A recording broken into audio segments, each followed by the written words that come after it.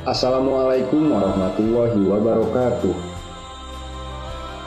Sahabat-sahabatku, Rasulullah SAW mencurahkan dirinya dan bersungguh-sungguh ketika menghadapi 10 hari terakhir bulan Ramadan. Kesungguhannya itu melebihi kesungguhannya melewati bulan-bulan Islam lainnya. Beliau selalu beriktikaf dan menanti kedatangan Lailatul Qadar. Sayyidah Aisyah pernah berkata, Rasulullah selalu menghidupkan 10 malam akhir bulan Ramadan. Beliau tak pernah lupa untuk membangunkan istrinya dan beliau selalu mengencangkan kain sarungnya. Hadis riwayat Bukhari Muslim. Lantas apa makna dari menghidupkan 10 hari terakhir bulan Ramadan? Simak ulasannya sampai akhir hanya di Bukhari TV.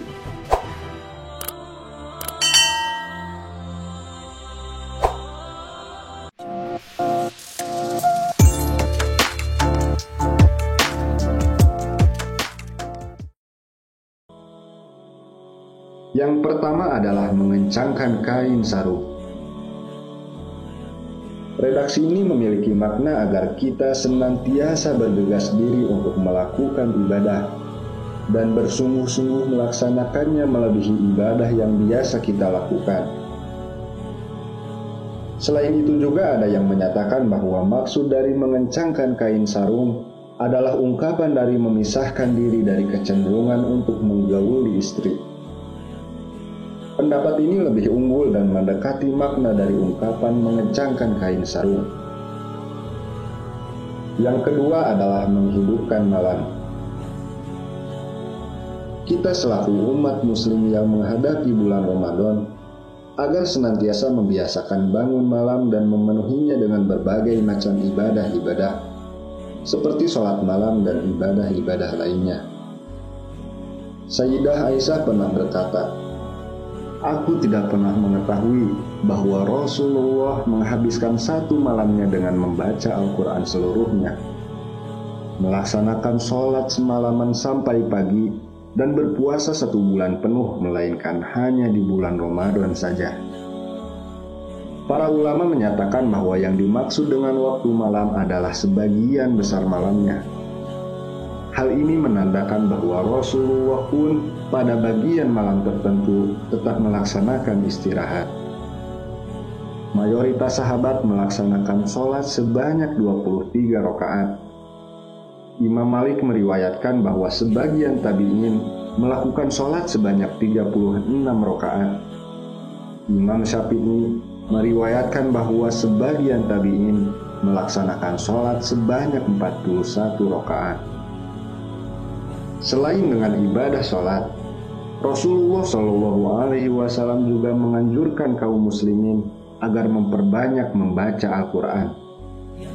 Beliau bersabda, tidakkah suatu kaum berkumpul dalam salah satu rumah Allah, melainkan membaca Al-Quran dan mempelajarinya, melainkan mereka akan dihinggapi rasa tenang, dilingkupi dengan kasih sayang, dan disaksikan oleh para malaikat yang senantiasa mendoakan mereka.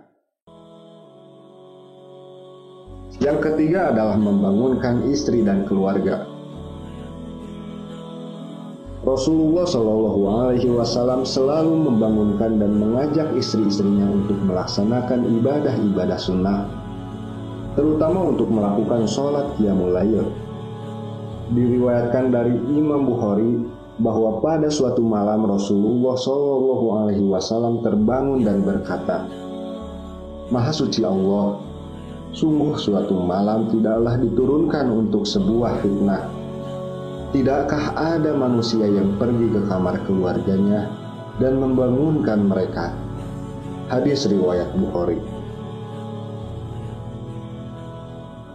Pada malam itu bertepatan dengan Nabi hendak melakukan sholat witir, lantas membangunkan Sayyidah Aisyah pada 10 hari akhir Ramadan.